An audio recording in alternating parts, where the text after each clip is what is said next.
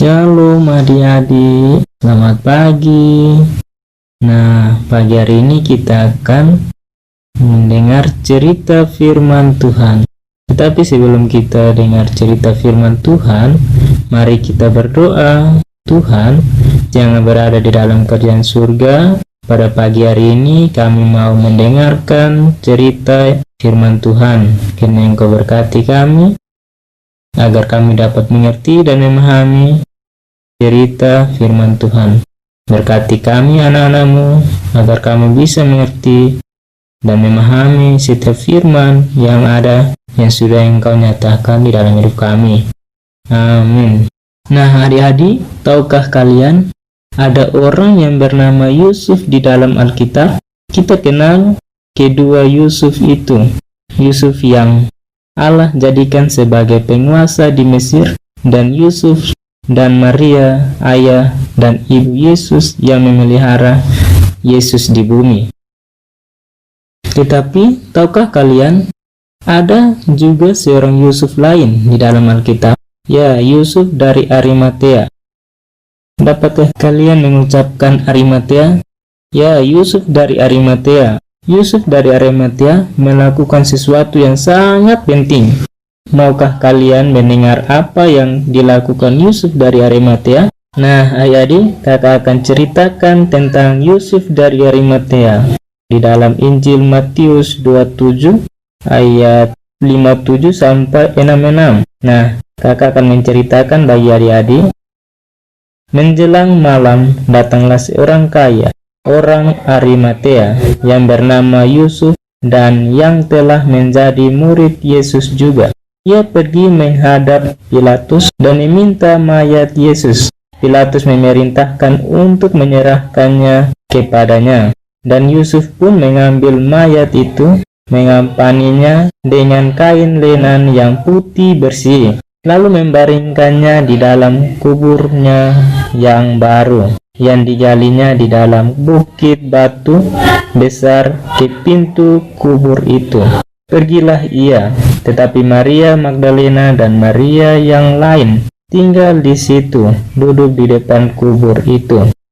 Keesokan harinya, yaitu sesudah hari persiapan, datanglah imam-imam kepala dan orang-orang Farisi bersama-sama menghadap Pilatus, dan mereka berkata, "Tuan, kami ingat bahwa si penyesat itu sewaktu hidupnya berkata, 'Sesudah 3 hari aku akan bangkit.' Karena itu, perintahkanlah untuk menjaga kubur itu sampai hari yang ketiga. Jikalau tidak, murid-muridnya mungkin datang untuk mencuri dia, lalu mengatakan kepada rakyat, 'Ia telah bangkit dari antara orang mati,' sehingga penyesat yang terakhir akan lebih buruk akibatnya daripada yang pertama."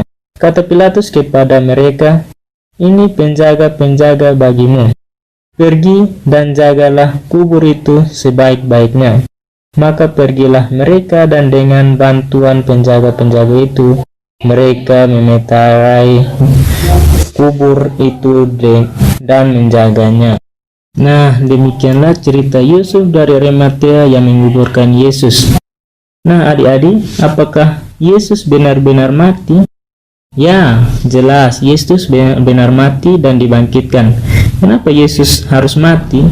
Karena Allah merancangkan semua itu untuk menebus dosa kita, adik-adik. Nah, adik-adik, apakah rencana Allah adalah rencana yang baik?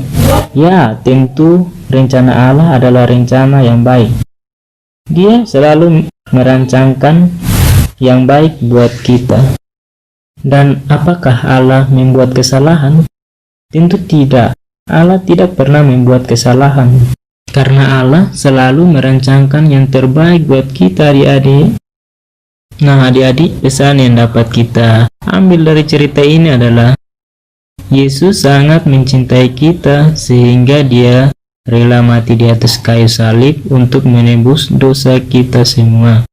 Jadi, adik-adik harus menyenangkan hati Yesus. Oke adik-adik, ayat hafalan kita hari ini terdapat di dalam Injil Matius 27 ayat 61. Tetapi Maria Magdalena dan Maria yang lain tinggal di situ, duduk di depan kubur itu.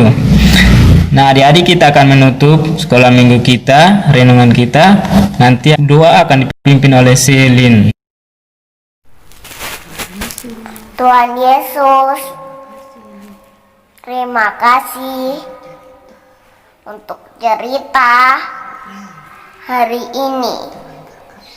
Tuhan berkati Selin dan teman-teman menjadi anak yang baik. Terima kasih Tuhan. Tuhan juga berkati kakak kami.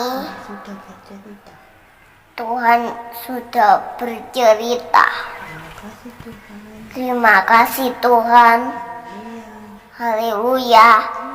Amin. Nah, sampai sini dulu ya cerita kita. Kiranya Tuhan Yesus memberkati adik-adik dan kita semua. Amin.